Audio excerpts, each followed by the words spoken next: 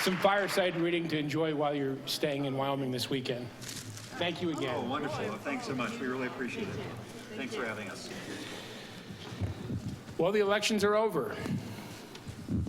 Next month, Cynthia Lummis will end her congressional service. She will be followed by Liz Cheney. Pretty historic for Wyoming. Our first woman in Congress, and now our second. Liz's roots in Wyoming are multi-generational. She spent some of her early years in Casper. Legend has it, nearby neighbor Bill Schilling, they were activists. Imagine that. I also would like to personally thank Liz for spending time in Southwest Wyoming with the Trona industry, where she visited with all 4 manufacturers and learned in depth about that whole region.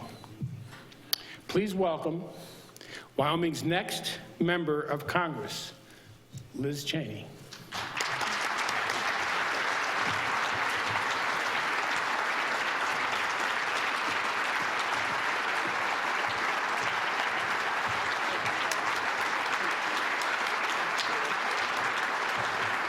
Thank you very much. It's wonderful to be here, and especially touching. This is my very first talk, my very first event since the election, and I can't imagine any place better to do that than the Governor's Business Forum. Wonderful to be here with Fred, and grateful to him for all of his leadership for our state in so many ways, and of course Bill Schilling and everything that he's done with the Business Alliance and with this forum, and all of you. So thank you all very much for giving me the chance to say a few words today. As Fred mentioned, the election's over. We didn't get a lot of sleep Monday night or Tuesday night, so we're now catching up in our family. But it was really just a tremendous 9 months for us. Now, I have 5 kids, and I said to somebody today, I feel like now I've had my 6th after that 9 months. It was really just a special time, and we had the chance, as you know, to spend time all across the state. One of the things that people asked me about a lot was whether the Cheney name helped me or hurt me. And I think, it probably did some of both. And the most memorable event happened in Casper, actually, where we're from, when we were going door to door one day. And our organizer there, Amy Womack, who was organizing for us statewide and in Casper, had got a number of great young people to come out to go door to door with me. And I was so excited to see all these young people, and she assigned one of them to actually go with me and be my partner. So this young woman, she had on our campaign t-shirt, she had her clipboard, she had her brochures, and she was just wonderful and very gung-ho. And so we went up to the first house, and we're standing together on the porch, and I rang the doorbell. And after I rang the doorbell, she leaned over to me and she said, I need to ask you a question. And I said, okay, and I was sort of thinking, there's gonna be a voter here in a minute, so let's talk fast. And I said, sure, what's that? And she said, I don't actually know who you are. So we had a nice talk, a nice discussion, and I'm hopeful she voted for me after that. But no, but it was just a very, very special 9 months for our whole family. And, Abraham Lincoln, when he was getting ready to leave office in the last years of his presidency, obviously before he was assassinated, but as his presidency was coming to an end, he was asked what he wanted to do when he left office. And he said he had 2 things he wanted to be able to do, 2 places he wanted to visit. One was he wanted to visit the Holy Land, and the second, he said he wanted to see the American West. And I thought about that so often when we were out campaigning, not just because of the amazing beauty of this state and the days that we had where we began just in places of incredible beauty, watching the sunrise, as we were leaving Cody, and then, the same day watching the sunset as we were headed into Du Bois, and every place in between. But even more than that, I think about the people that he would have had the chance to meet had he come, and the people that really comprise this state today. And there is a grit and just a courage, a dedication to self-reliance and to freedom that really characterizes our state. And we don't see that anywhere more right now, for example, than in Campbell County. And even with the tremendous challenges and the downturn and the job losses they've faced, we have just seen a tremendous sense of courage and dedication to fighting it, and hopefully we've now got some better days ahead. And I also want to compliment Johnson County. I don't know if we have anybody here from Johnson County, but Johnson County had 100% voter turnout on Election Day.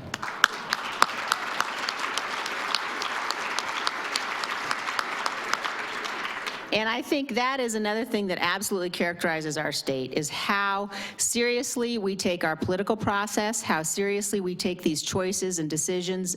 And when I saw on Election Day that we had to hold the polls open in places like Campbell County, Natrona County, people were so dedicated to making sure they cast their vote. It just made me very proud. And what a difference a day makes.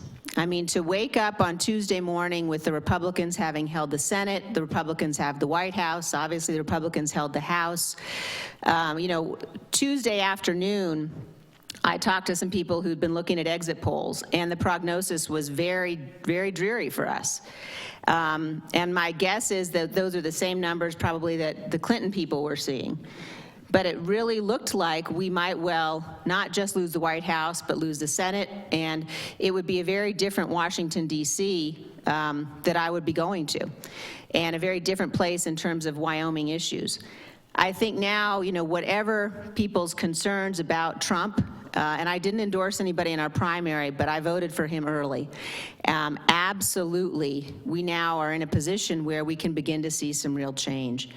And I thought what I would do this afternoon is just talk a little bit about sort of what's going to happen next, what kind of change we can expect to see. You've all seen the news reports about the transition. And let me just first say something about the transfer of power, because I've been very proud over the last 24, 36 hours to see the kind of grace and dignity that people on both sides have been dealing with this transition and this transfer. You know, one thing I'll never forget was sitting on the inaugural platform in January of 2001, when we had just gone through 37 days of this unbelievable, hard-fought campaign. And I remember sitting there, and it was raining, and it was cold, and watching, you know, as President Bush and then my dad took the oath of office, and thinking about the Gore family, thinking about how that felt, the pain of that, but just being so proud that as Americans we made that transfer, even after that most contested of elections. And there's a story about Harry Truman, you know, when he took office, when Franklin Roosevelt died near the end of World War II. And Truman talked about when he was taking the oath of office, he actually looked around and he saw there were, you know, gentlemen standing there in the room with him with stars on their shoulders, generals. And he talked about what an amazing thing it was in this democratic republic of ours, at the height of this unbelievable armed conflict that had engulfed the world, that people weren't saying, you know what, those generals should step in instead of Harry Truman. But when you see how the transfer of power works, you see how our Constitution is honored, it's something that just, I think, should make all of us very proud to be American, that we've consistently been able to do that no matter how hard fought our contests are.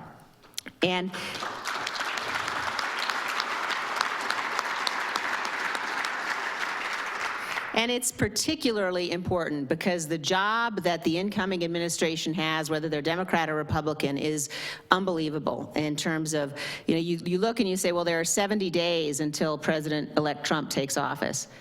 And that might seem like a lot of time, but the amount of work that has to be done and the amount of jobs that have to be filled and the process you've got to go through to fill those jobs and for people to get background checks and then confirmation, it is a huge task. And at the same time, he's now every single day receiving the president's daily brief, being read into the intel about the threats we face as a nation. It is a huge and overwhelming task. And so it will be very interesting to watch. There'll be a lot of speculation about who's going to be in which jobs. And I think a lot of that usually is from folks who don't know, who aren't on the inside helping to make those choices. But one of the things that I'm very encouraged by is there are a number of people around him and a number of people who've been working on the transition planning process even before the election who care very deeply about the issues that matter so much to us. And those issues have to do with the Environmental Protection Agency. They have to do with our fossil fuel industry, Obamacare. I think you'll see very quickly, because of where Trump has been publicly, because of the commitments that he's made during the campaign, and because of where the leadership in the Republican House in particular, but also in the Senate, is on these issues, we're set up to begin to see some pretty quick movement across the board. And when I look at what's coming next, I think that certainly the area of regulatory reform will be at the top of the agenda.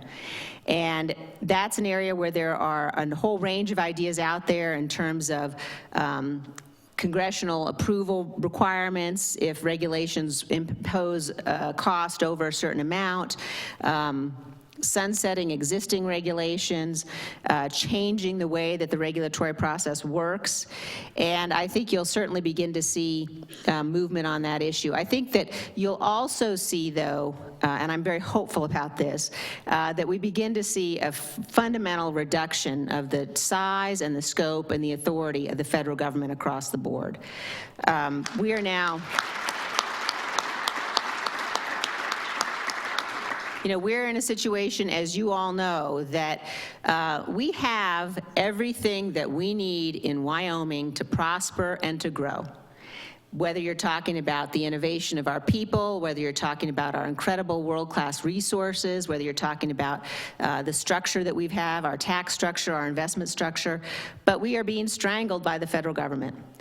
And it is so heartening to see somebody come into the White House who has openly proclaimed his support for fossil fuels on the campaign trail, somebody who's talked openly about reducing the size of the government, somebody who has been pretty clear in terms of the importance of the Constitution and the kinds of people that he'll nominate to the Supreme Court. And so I'm hopeful that you'll begin to see some movement immediately. I also know several of the people who've been working on putting together executive orders that could be put in place in the near term to begin to undo some of the damage of the last administration.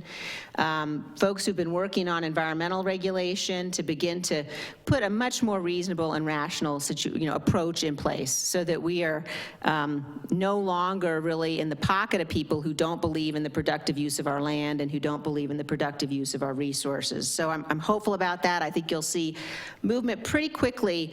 The budget will be one of the first things that comes up. And I think as part of that, I'm hopeful we'll see some movement on tax reform. I'd like very much, we've got to repeal, I would like to see the estate tax repealed completely to help our farmers and our ranchers. Corporate income tax levels have got to be reduced. Across the board, we've got to be in a position, in my view, where we're reducing taxes, reducing regulation, and putting the kind of policies in place that will allow our private sector to begin to churn and the engine to begin to grow again so that we can get jobs back.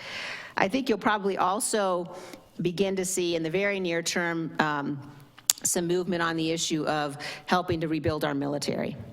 And that's fundamentally important, and particularly for us with Warren Air Force Base, the whole issue of what's going to happen with our strategic forces and our nuclear forces will be crucial, ensuring that we have resources to modernize those, to upgrade them.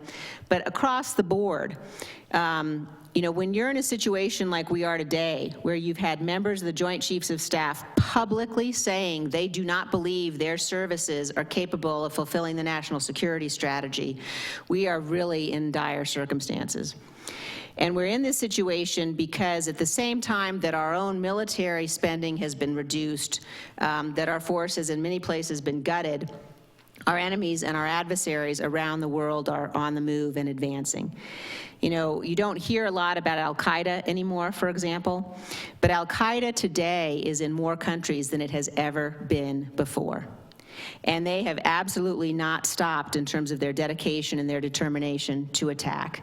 ISIS obviously would love nothing more than to launch an attack. Iran is on the move. I'm hopeful we'll see movement quickly on the Iran nuclear deal. I think we've got to repeal that. All of those things that those of us who opposed it said about it in terms of the criticism of it have been proven true in orders of magnitude I could not have anticipated. Whether it's the fact that the Iranians are able to monitor and verify their own performance with the treaty, or the fact, I mean, just think about this for a second. In the days just after 9/11, if somebody had said to you, you know what, 15 years later, we're going to have an American president who pays $1.7 billion to the world's leading state sponsor of terror, you would have said, that's just impossible, that can't happen. But that's exactly what this president has done. That's exactly what's happened. And we have a tremendous amount of work to do in order to begin to rebuild. A lot of that work, in my view, requires Congress taking responsibility and control in ways that they have too often abdicated in the past. And one of those areas is the budget. Right now, we're operating under sequestration. And I'm sure most of you know what that means, but that formula is that 50% of all of the cuts that are made come out of domestic programs and 50% come out of the Defense Department, arbitrarily across the board.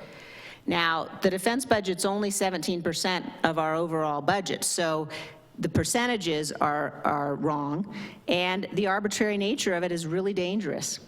You know, if you think about how you plan and budget in business, you know, in the Defense Department, the way they should budget, and the last time they did this was 2011, the way they should budget is they should say, what are the threats we face, and what do we need to meet the threats? And then how do we pay for those things we need to meet the threats and keep us safe? That isn't what happens today. That hasn't happened since Bob Gates's budget in 2011. And that kind of irresponsible approach to cutting the budget is going on in the context of the dangers that I've laid out. So that's an area where, in my view, you know, Congress basically said, we don't think we may not be able to reach agreement on the budget, but we want to incentivize us to do so. So we're going to make this whole list of draconian cuts that become Plan B.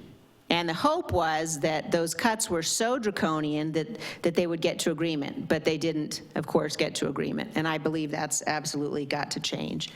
In terms of what comes next for me, the transition or the orientation begins on Monday. And so all freshmen, newly elected members of Congress will be in Washington on Monday. We have a week of orientation before Thanksgiving, and then get to come home for a week, and then a week after Thanksgiving. And immediately the whole process begins in terms of committee selection and in terms of you know, a whole range of issues that are far less important in my view than committee selection. But one of the things I'm absolutely committed to and have as a top priority is being able to serve on the Natural Resources Committee. That's just, as you all know, hugely important for us. There will be big issues that have to do with our resources and with our lands. And so I'm looking forward very much to being able to do that. The whole set of issues I've talked about today are issues that, you know, we will be dealing with and grappling with. And it can be easy, as we're sort of talking about these issues and talking about policy, you know, to focus on the policy, and that is hugely important. But the one thing I want to just leave you with this afternoon is how important it is that we remember always, and I know you all know this, that there are people behind these policies. And when I think about the campaign of the last 9 months here in Wyoming, I'm really proud that we ran a campaign that was based on substance, based on policy. It is what the voters demand. It is what they deserve.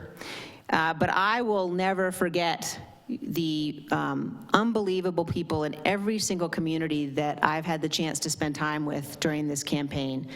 whether it's the World War II veterans all across our state, whether it's the veterans of Iraqi freedom, veterans of more recent conflicts, young men mostly, some young women who just are facing the challenges of the VA system in too many instances, who are in situations where, some currently serving, where they're going to be deployed, and they want to know whether or not these policies are policies that make sense. The number of people, there was a young man in Buffalo who came up to me, and this happened more than once, and he said to me, I just want you to thank your dad and President Bush. And I want you to thank them for keeping us safe, and I want you to thank them for letting us fight.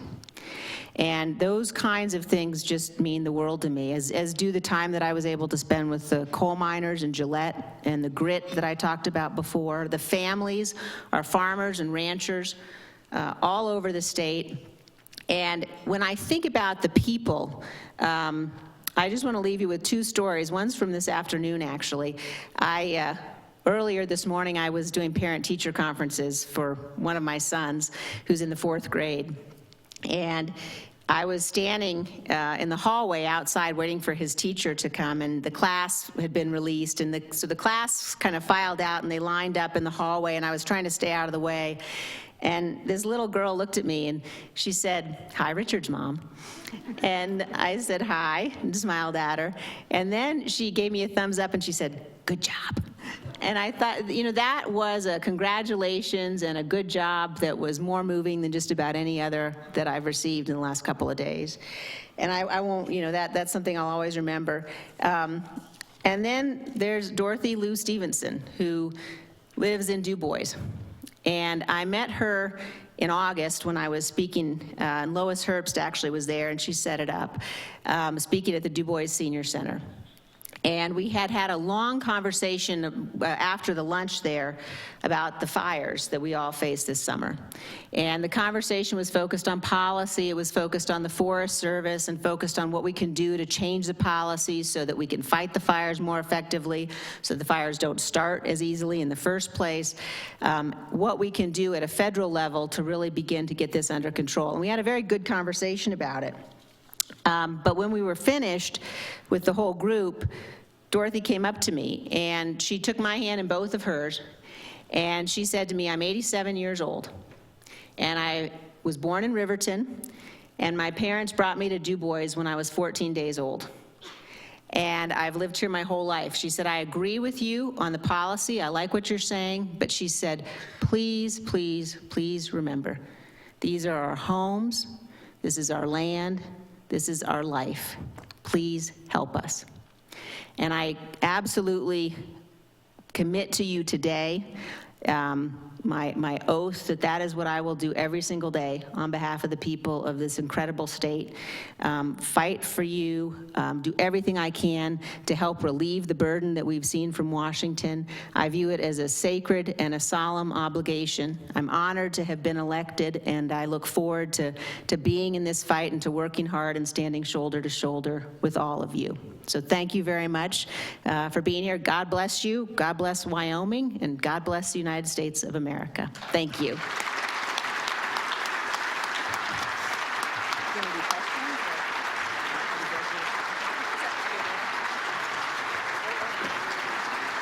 We can take a few questions if anybody would have a question for our next Congresswoman.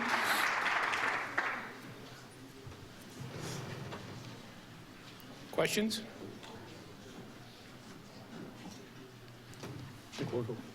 I'll be here for dinner too. Okay. She'll also be here to join us for dinner. Thank you very much. Thank you. Not only capable, but very prepared to be our next Congresswoman. Thank you very much. A few closing comments. First of all, Jim and Deb Fellows will be signing books in the hallway as you exit, just immediately following my closing comments. Second of all, I'd like to talk a little bit about tomorrow. We'll have concurrent sessions going on after breakfast. Breakfast will start at 6:45. After a nice long day today, that's what you get. The reward is an early breakfast. We'll have 6 programs to choose from. Community Vitality with Deb Fellows, as announced earlier. Wyoming leaders Pam Thayer from Rollins, Kevin Howley from Casper, and a few others will lead that section. Leadership Wyoming Gathering, led by Alumni Chair Mike Peck. State Budget featuring David Javin from Washington, D.C., and Representative Madden. Tour 23, led by Kevin Kershersnik, who we heard from earlier, from Fremont County. Wyoming Excels, moderated by Mike Sabias, Becca Steinhoff, and myself. Technology, broadband, featuring Ron McHugh, Tony Young, and John Tempte. There'll also be a group from University of Wyoming students and advisors from community colleges with speaker Mike Allen. My final announcement is that the grand ballroom needs to be cleared quickly so that we can get the room prepared for tonight's dinner and reception starting at 5:45. One more quick announcement. There's always an audible, Bill. There always is an audible. So at the in the back of the room, the doors are going to be opening by some of our staff. And where's Rachel? Rachel, where are you? Can you go to that door back there, please? Far. There we go. Thank you. So the doors are going to open. There'll be a book signing with the fellows out that way. So.